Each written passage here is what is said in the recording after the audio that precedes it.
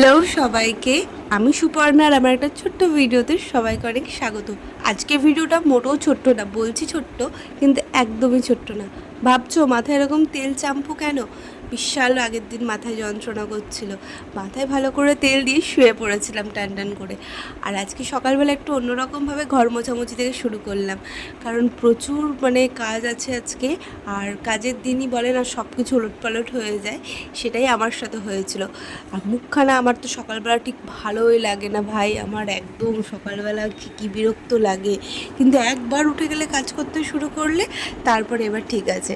তো দেখতেই পেলে আমি সকালবেলা তাড়াতাড়ি করে সমস্ত কিছু করে আগে স্নান করে নিলাম। কেন করলাম চলো তোমাদের সাথে সেটাও শেয়ার করি। তো চান টান করে এখানে দেখো ওদেরকে ওঠেনি বলে আমি ওই জন্য শুধু ঠাকুরঘরটা ক্লিয়ার করে পরিষ্কার টরিষ্কার করে নিলাম, কারণ ফালতু ফালতু ওদেরকে ডিস্টার্ব করবো না, কারণ সারাটা দিন ছেলেও স্কুলে থাকবে, বড় কাজে যাবে। তাই জন্য আমি আগে ঠাকুরঘরটা পরিষ্কার করে আমি পুজোটা দিয়ে নেবো গিয়ে। আর এখানে আমি স্নানটাও কমপ্লিট করে নিচ্ছি। ওদেরকে বললাম তোমরা যতক্ষণ ব্রাশ করবে ততক্ষণ আমার পুজোও হয়ে যাবে। তো ওরা ততক্ষণ ব্রাশ করছে আর আমি এদিকে ঠাকুরঘরে চলে এসেছিলাম পুজো করতে। আর এই কাজটা, পুজো করাটা এমনই একটা জিনিস যে যেটা সকাল সকাল হয়ে গেলে সমস্ত কাজ মনে হয় অনেক কাজটা আমার কমপ্লিট হয়ে গেল। প্রত্যেক দিন হয়তো করে উঠতে পারি না, কিন্তু যে কটা দিন করে উঠতে পারি সে কটা দিনই মনে হয় মনটা অনেকটা হালকা হয়ে গেছে। কিন্তু কাজ করতে করতে যেহেতু অনেকটা বেলা হয়ে যায়, তার জন্য পুজো দিতে দিতেও আমার অনেকটা বেলা হয়ে যায়। পুজো দেওয়ার উচিত নয় অত বেলায়, কিন্তু তাও আমাদেরকে দিতে হয়, তো কিছু করার নেই। আর এইখানে দেখো আমার এতটাই ঠান্ডা লেগে গেছিলো সকালবেলা স্নান করে যে হ্যাচ্চা হ্যাচ্চা দেওয়া শুরু করে দিয়েছি। তো দেখো পুজো টুজো এখানে দিয়ে নিয়েছি। আর যেহেতু ছিল সেদিনকে অশোক ষষ্ঠী, কার কার মধ্যে আছে বলো তো আগে অশোক ষষ্ঠী? আসলে আমাদের মধ্যে যেহেতু অশোক ষষ্ঠী রয়েছে, তাই জন্য আমি সকাল সকাল উঠে আগে আমি স্নানটা করে নিয়েছি। মা বলেছিল আমি পুজো দিতে যাবো, তো মাই প্রত্যেক বছর পুজো দিতে যায়। মা গেলে আমার অনেক কাজটা হালকা হয়ে যায়, কারণ মা পুজো দিলে আমি এদিকে রান্নাবান্না কাজ টাজগুলো গুছিয়ে নিতে পারি। নাহলে আমি পুজো দিতে পারলে যেতে গেলে আমার অনেকটা দেরি হয়ে যাবে জল টল খেতে। তো আমি এদিকে কাজ করছি আর মা বললো আমি তাহলে পুজো দিয়ে আসছি। আর জানোই তো আজকের দিনে প্রচুর মানুষের অশোক ষষ্ঠী থাকে বলে প্রত্যেকটা মন্দিরেও প্রচুর ভিড় হয়। তো পরের বছর থেকে খুব ইচ্ছা আছে যে আমি পুজো দিতে যাব, কিন্তু জানি না সেটা এখন বলছি কতটা করে উঠতে পারবো। যতদিন মা রয়েছে, মা বাবা বড়রা যতদিন রয়েছে, অনেক কাজ নিজেদের হালকা বলে মনে হয়। সেই দায়িত্বটা আমরা বুঝতে পারি না ঠিকই, কিন্তু অনেকটা হালকা মনে হয়। আর এইখানে দেখো ওদের জন্য চা করে দিচ্ছি। ভাই আমি তো চা খেতে পারবো না, কারণ যতক্ষণ না পুজোর প্রসাদ খাবো ততক্ষণ একটু চা খেতে পারবো না, আর জলটাও খেতে পারবো না। তাই জন্য আমি স্নান টান করে পুজো করে রেডি হয়েছিলাম যে যখনই মা আসবে তখনই আমি প্রসাদটা খেয়ে নেবো। কিন্তু দুর্ভাগ্য সেটা তো মার আসছে না। আমি এখানে কাজ তাড়াতাড়ি করে গোছাচ্ছি। ছেলে বলছে মা আমি কি আসবো ক্যামেরার সামনে? আমার অবশ্যই আসো, তুমি আসবে না কেন? তুমি তো আমার ভিডিওতে আসতেই হবে। তো দেখো ও ক্যামেরায় উঠছে আর বলছে মা আমি উঠবো না? হ্যাঁ হ্যাঁ ওঠ ওঠ ওঠ।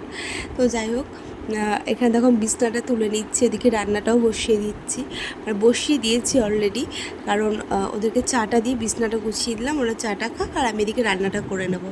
তাহলে আমার কাজটা আরও বেশি তাড়াতাড়ি হবে। আর আজকে ভেবেছিলাম উপোসের দিন মনে হয় একটুখানি শুয়ে বসে ভালোভাবেই কাটাবো, যেটা কোনো রকমভাবেই ভাই মেয়েদের জীবনে সম্ভব না, কারণ যেটা ভাবি সেটার পুরোই উল্টো হবেই হবে জীবনে। তো দেখো এখানে আমি রান্না বান্না করে নিচ্ছি, ভাত ডাল তেল পটল, মা বলেছিল একটু তরকারি দেবে, সমস্ত কিছু তাড়াতাড়ি করে নিচ্ছি। আর একটু সিম্পলি মেনু রেখেছিলাম, কিন্তু এই দেখো তারপর রান্না করে রান্নাও আমার কিন্তু তাড়াতাড়ি করে কমপ্লিট করে নিয়েছিলাম সকাল সকাল। আর এখানে রেডি হয়ে ছেলেকে খাওয়াচ্ছি। আর একে সকালবেলা খাওয়ানো মানে আমার জীবন যুদ্ধ। ছেলেকে স্কুলে দিয়ে এলাম, তারপরে বাড়ি ফিরলাম, বাড়িতে এসে দেখি মা প্রসাদ দিয়ে গেছে। আর প্রসাদটা খেয়ে নিলাম। আর এই যে কলার মধ্যে অশোক ফুল গেঁথে দিয়ে খেতে হয়। তো এটা কে কে করো বলো তো? এটা কার কার মধ্যে আছে এরকম একটা ব্যাপার? আমাদের মধ্যে কিন্তু এরকমভাবে কটা টিকা মনে নেই, সে কটাই অশোক ফুল আর একটা কী যেন থাকে, সেটা গেঁথে এভাবে খেয়ে নিতে হয়। সারা দুপুরটা প্রচণ্ড ব্যস্ততায় কাটায়, তারপরে আবার ছেলেকে স্কুল থেকে আনতে যাওয়া, বাড়িতে এসে খাওয়া, তারপরে আবার ছেলেকে নিয়ে সাইকেল করে একটুখানি বেরোনো, ও তো সাইকেল চালাবে আর আমাকে পেছন পেছন দৌড়াতে হবে। কিছু করার না, ওকে তাই বলছি আর ও হাসছে এরমভাবে। তা যাই হোক, কিছু তো করার নেই, আবদার তো মেটাতেই হবে ভাই। তারপরে এই যে এক ডান কাপড়, ও বাবা এই যে ভাঁজ করতে গিয়ে আমার যে কী বিরক্তিকর বিষয়, রোজ কাছি তারপরে এই ভাঁজ করার বিষয়টা আসে। আর এখানে দেখো সন্ধেটাও আমি তাড়াহুড়ো করে দিয়ে নিচ্ছিলাম, কারণ ওকে এবার পড়তে বসাবো, কারণ আজকে ছিল ওর পড়ার ছুটি, মানে আজকে না, মঙ্গলবার দিন পড়ার ছুটি ছিল সেদিনকে।